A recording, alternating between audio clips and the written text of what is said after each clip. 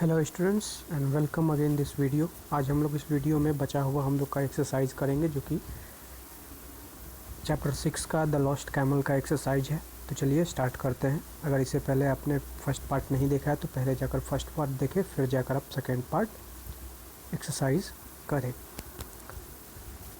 इस एक्सरसाइज को करने से पहले, इस वीडियो को देखने से पहले मैं आपको एक सजेशन देना चाहूँगा कि आप पहले फर्स्ट पार्ट को देखें और चौथे या पाँचवें दिन आप एक्सरसाइज को करें।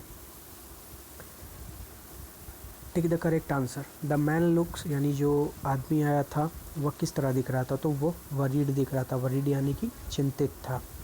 One of the legs of camel was, जो कैमल था उसका एक लेग कैसा था, एक पैर कैसा था, तो वीक था वो, तो इसलिए वीक में टिक लगाया गया है। The camel still was short as he could not, camel का जो पूंछ था वह शॉर्ट था यानी छोटा था, चूँकि वह क्या नहीं कर पा रहा था, तो फ्लाई ऑफ इंसेक्ट्स, यानी कि वह इंसेक्ट्स को हटा नहीं पा रहा था अपने बैक से, इसलिए उसका ऐसा माना गया है कि पूंछ छोटा था। The king was dash with merchant, यानी किंग जो व्यापारी थे उनसे क्या हुए, निराश हुए, गुस्सा हुए या इम्प्रेस्ड हुए, तो प्रभावित हुए, काफ़ी इम्प्रेस हुए थे। अब चलिए क्वेश्चन आंसर देखते हैं। Why the man what worried, यानी वह इंसान क्यों, वह आदमी क्यों चिंतित था। आंसर होगा because his camel had lost, यानी उसका, क्योंकि उसका कैमल जो था, उसका ऊँट था, वह खो चुका था, खो गया था। To whom did he ask about his camel, यानी उसने अपने कैमल के बारे में किससे पूछा। He asked about his camel to the 4 merchants, यानी वह अपने कैमल के बारे में अपने 4 व्यापारियों से उसने पूछा। What did the third merchant ask, तीसरे मर्चेंट ने उस आदमी से क्या पूछा। Answer, the third merchant asked is his tail short, तीसरे मर्चेंट ने उस इंसान से पूछा क्या उसका पूंछ छोटा था। You liars, you have stolen my camel, why did the man say so, तुम लोग सभी झूठे हो, तुम लोगों ने ही मेरा ऊँट चुराया है, तुमने ऐसा, सो इस इंसान ने ऐसा क्यों कहा। Answer, because the merchants exactly described the camel as it was really, यानी क्योंकि मर्चेंट्स ने हूबहू कैमल का विश्लेषण कर दिया था, इस तरह से उसको बतलाया, कैमल का चरित्र चित्रण किया कि जैसा वह एग्जैक्टली था। Why was the king impressed by the 4 merchants, यानी राजा उन 4 व्यापारियों से क्यों इतना इम्प्रेस हो गया, प्रभावित हुआ। Because the merchants were wise and observed things around them and drawn correct conclusion, चूँकि मर्चेंट लोग काफ़ी, जो मर्चेंट्स थे वो काफ़ी ज़्यादा चालाक थे, काफ़ी ज़्यादा बुद्धिमान थे, और उन्होंने अपने अगल बगल के चीज़ों को काफ़ी अच्छे से ऑब्ज़र्व वो करते थे, किया, और एक सटीक, एक सही निष्कर्ष निकाला। ठीक है, ग्रामर में हम लोग अब चलते हैं। ग्रामर में प्रोनाउन से आपको भरने हैं, तो यहाँ पर आप देख सकते हैं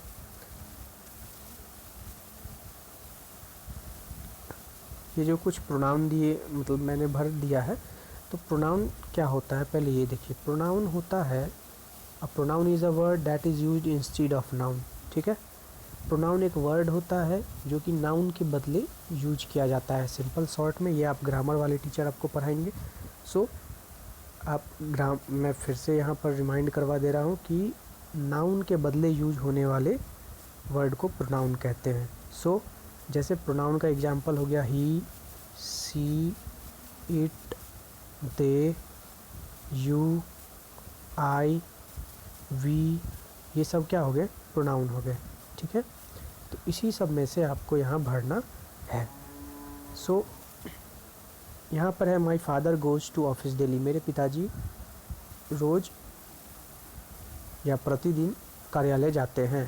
dash goes to office by car, यहाँ पर जब हम लोग एक लाइन अगर बोले तो उसमें हम लोग मेन सब्जेक्ट का इंट्रो जब दे चुके हैं, इंट्रोडक्शन दे दिए हैं, तो अगले वाले सेंटेंस जो यूज करेंगे उसमें हम माई फादर करके नहीं बोलेंगे, उनके बदले हम लोग यहाँ नाउन ये है, माई फादर क्या है यहाँ नाउन है, ठीक है, फादर यहाँ नाउन है। तो ऐसा रूल होता है कि जब एक बार सेंटेंस में यूज हम कर चुके हैं नाउन को, तो अगले हम लोग जब सेंटेंस उसी से रिलेटेड बनाएंगे तो उस नाउन का नाम हम लोग नहीं डालेंगे, उसके बदले हम लोग प्रोनाउन यूज करते हैं, क्योंकि बार बार सेंटेंस में नहीं आना चाहिए उसका नाम, ठीक है। इसलिए प्रोनाउन यूज करने के लिए हम लोग उनके बदला वह का यूज करेंगे। तो ये ही मतलब क्या, वह रोज़ कार से जाते हैं, ठीक है। तो ही यहाँ पर वह के लिए यूज होगा, क्योंकि फादर क्या होते हैं, फादर पुरुष होते हैं, इसलिए ही यूज किया जाएगा। शीला इज़ माई सिस्टर, अब देखिए शीला किसी का नाम है, नाउन है।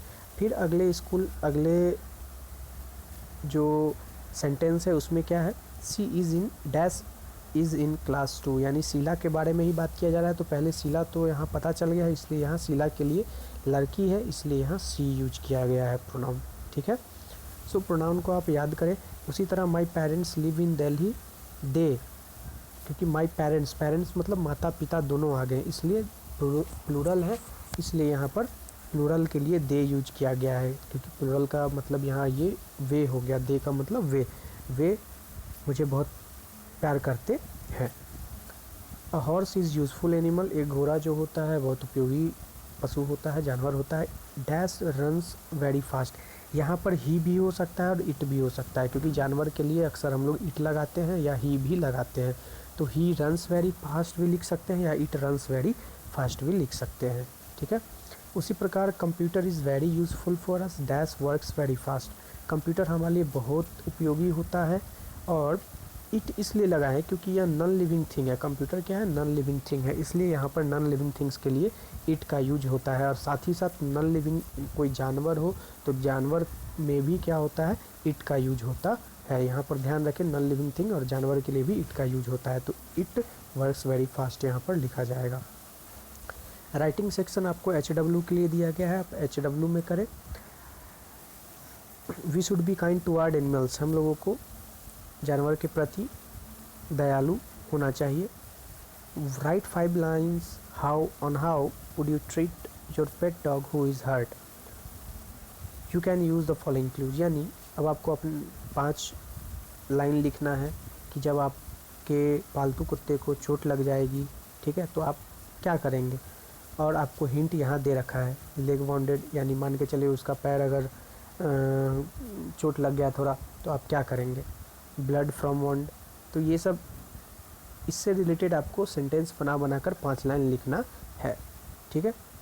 तो क्या क्या एक एग्जांपल की तरफ एक हिंट की तरह मैं दे देता हूँ कि मान के चल लेग वाउंड हो गया, तो अपना डॉग है आपके पास और वो डॉग एक दिन क्या हुआ, उसको चोट लग गया, तो लिख दे सकते हैं कि हिज लेग वाज वॉन्डेड, कि उसका चोटिल हो गया था पैर, and lot of blood came from his wound. तो इस तरह से यूज करके आप सेंटेंस बना सकते हैं, तो आप इसे खुद करें। अगला है मैच द कॉलम करना है, मैच द फॉलोइंग करना है। अ बेड ऑफ क्या, यानी रोज़ का बिछावन। अ बंडल ऑफ, यानी गट, एक तरह से कह सकते हैं बहुत कोई भी चीज़ जब इकट्ठा करते हैं तो हम लोग बंडल बनता है, उसी तरह अ बंडल ऑफ क्लॉथ्स। उसी तरह अ पैक ऑफ कार्ड्स, यानी कार्ड मतलब होता है जो हम लोग खेलते हैं, जैसे ट्रम्प कार्ड होता है, सो उसी तरह से पैक ऑफ कार्ड्स हम लोग उसको कहते हैं पैक ऑफ कार्ड, उसको बंडल नहीं कहेंगे। पैक ऑफ कार्ड में बहुत सारे कार्ड आ जाते हैं। अ बंच ऑफ कीज़, यानी चाबी के गुच्छे। अ प्राइड ऑफ लायन, यानी लायन जैसा गर्व, ठीक है। आगे है one word for the following phrases, यानी जो फ्रेजेस दिए गए हैं ये फ्रेजेज के लिए एक शब्द आपको लिखना है। The young one of a ship, यानी शिप के बच्चे को क्या कहते हैं, तो लैम्ब कहते हैं, LAMB लैम्ब। उसी प्रकार से द बेबी हॉर्स यानी हॉर्स के बच्चे, घोड़े के बच्चे को क्या कहते हैं, फॉल कहते हैं, FOAL fall. A man who is not married, वह इंसान जिसका शादी नहीं हुआ है, तो इसे हम लोग बैचलर कहते हैं, BACHELOR। A person who doesn't believe in God, यानी वह इंसान जो कि भगवान में विश्वास नहीं रखता है, उसे हम एथिस्ट कहते हैं, ATHEIST atheist. The doctor who treats animal, यानी वह चिकित्सक जो पशु का इलाज करता हो, उसकी चिकित्सा करता हो, तो इसे हम लोग कहेंगे वेटेरिनेरियन, वेटेरिनेरियन। ठीक है, आगे हम लोग अब प्रोनाउंसिएशन की ओर चलते हैं। प्रोनाउंसिएशन में आपको सिर्फ उच्चारण करना है और स्पेलिंग याद करना है। BAT vat, VAT vat, BERRY berry, VERY very, BAN ban, VAN van, BALT balt, VOLT volt, BALE bale, VALE vale. So आपका चैप्टर होता है समाप्त। और इस एक्सरसाइज को आप करने के बाद रिवीजन करें छठे और सातवें दिन। ठीक है, तो 1 वीक में लगभग आपको पूरा ये लेसन कंप्लीट करना है। सो आप इस लेसन को बढ़िया से पढ़ें और याद करें। So thanks for watching the video.